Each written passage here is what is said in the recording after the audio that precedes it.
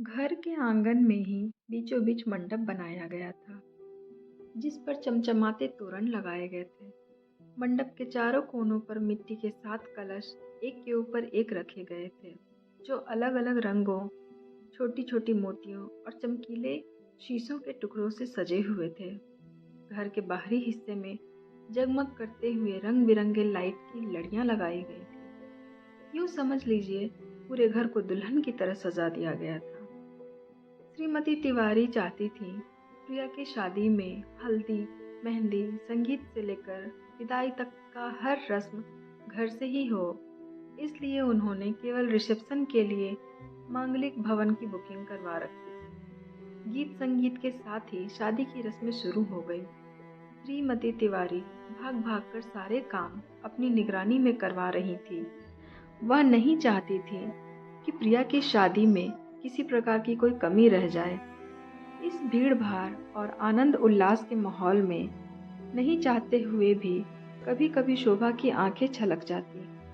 प्रिया भी हल्दी मेहंदी लगे हाथों से कभी शोभा के लिए दवाइयाँ तो कभी पानी लेकर आ जाती और कभी शोभा से लिपट कर कहती, माँ अब बस भी करो, सुबह से दौड़ रही हो, थोड़ा आराम तो कर लो। प्रिया चाहती थी कि शोभा एक बार उससे लिपट कर रोए, लेकिन शोभा अपनी आंखों में आ रहे आंसुओं को छुपा वहां से चली जाती। प्रिया स्वयं भी शोभा के गले लग दिल खोलकर रोना चाहती थी, लेकिन वह भी ऐसा न करने को मजबूर थी, क्योंकि उसे अपने दुख से ज़्यादा माँ बाप की खुशियों की फिक्र थी। वह नहीं चाहती थी कि उसकी वजह से माँ बाप को ठेस पहुँचे या फिर उनकी आंखों में आंसू आए। यही वजह थी कि प्रिया शादी के लिए तैयार हो गई। आज रात जब प्रिया बाबा को दवाई देने उनके कमरे के पास पहुंची तो दरवाजे पर ही ठिठक गई। माँ बाबा से कह रही थी, प्रिया की विदाई के नाम से ही कलेजा मुंह को आता है। प्रिया के बगैर तो पूरा घर सूना हो जाएगा। उसके बगैर मैं कैसे रह पाऊंगी? यह घर मुझे काटने को दौड़ेगा। तभी बाबा माँ को समझाते हुए कहने लगे, तुम यह कैसी बातें कर रही हो शोभा? बेटी को तो विदा करना ही पड़ता है। और फिर कभी तुमने सोचा है हमारे बाद प्रिया का क्या होगा? जीवन की राह में एक मोड़ ऐसा भी आता है जब हर इंसान को एक हमराही की जरूरत पड़ती है। यह प्रिया के भविष्य का सवाल है।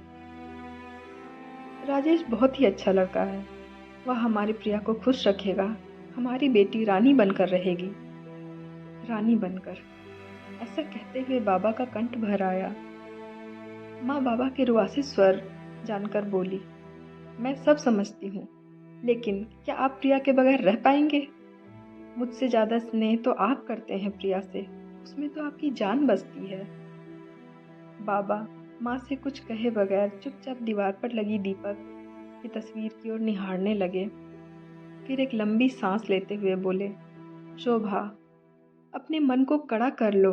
यदि हम टूट गए तो प्रिया बिखर जाएगी, और अगर प्रिया बिखर गई तो हम दीपक को क्या जवाब देंगे? यह सब सुन प्रिया बाबा को दवाई दिए बगैर ही अपने कमरे में लौट आई।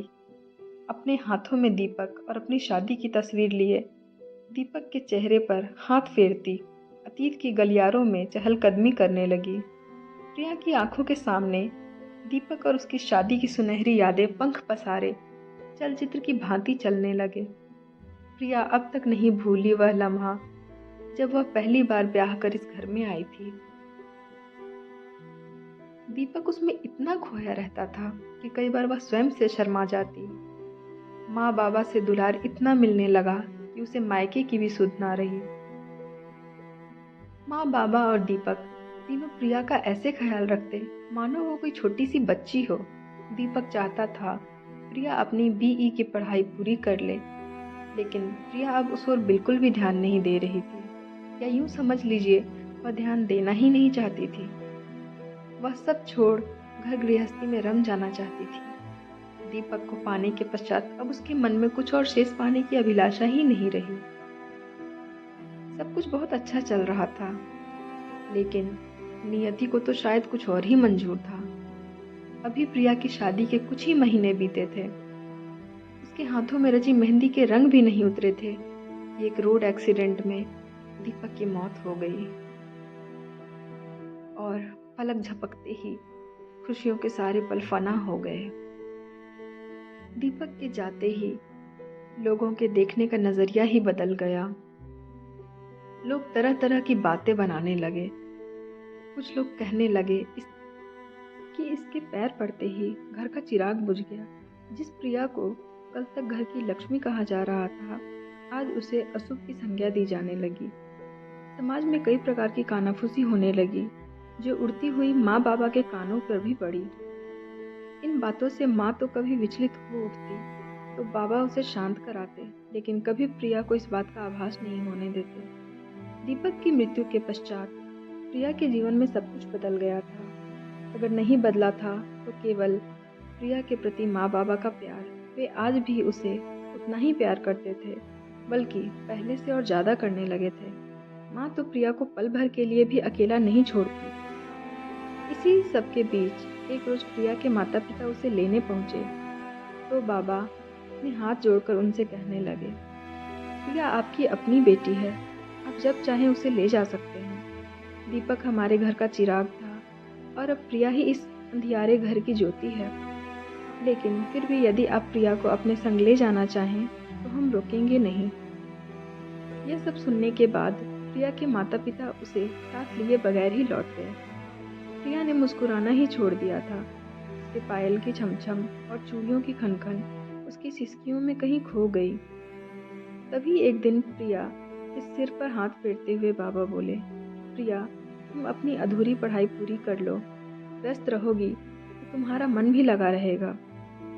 और दीपक की भी यही इच्छा थी।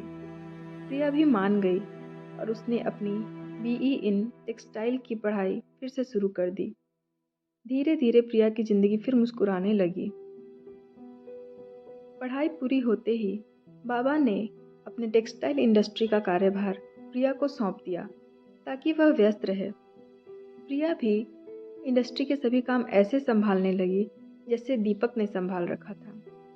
सहसा एक शाम जब प्रिया फैक्ट्री से घर लौटी तो माँ और बाबा उसे अपनी समीप बिठाते हुए बोले, प्रिया अब तुम्हारी विदाई का वक्त आ गया है। अचानक प्रिया के हाथों से तस्वीर गिर गई और वह वर्तमान में लौट आई। तस्वीर को एक ओर रखती हुई सोचने लगी, ये कैसा विधि का विधान है। जिस घर में उसकी डोली उतरी थी, कल उसी घर से उसकी डोली उठेगी।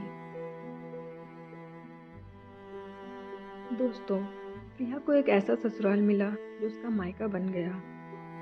यह किसी वरदान से कम नहीं था, पर आज भी समाज में ऐसी सोच सभी लोगों के पास नहीं होती। आज भी समाज में विधवा विवाह को लोग अभिशाप की तरह देखते हैं और ऐसे लोग अपनी ऐसी सोच से समाज को खोखला करते हैं।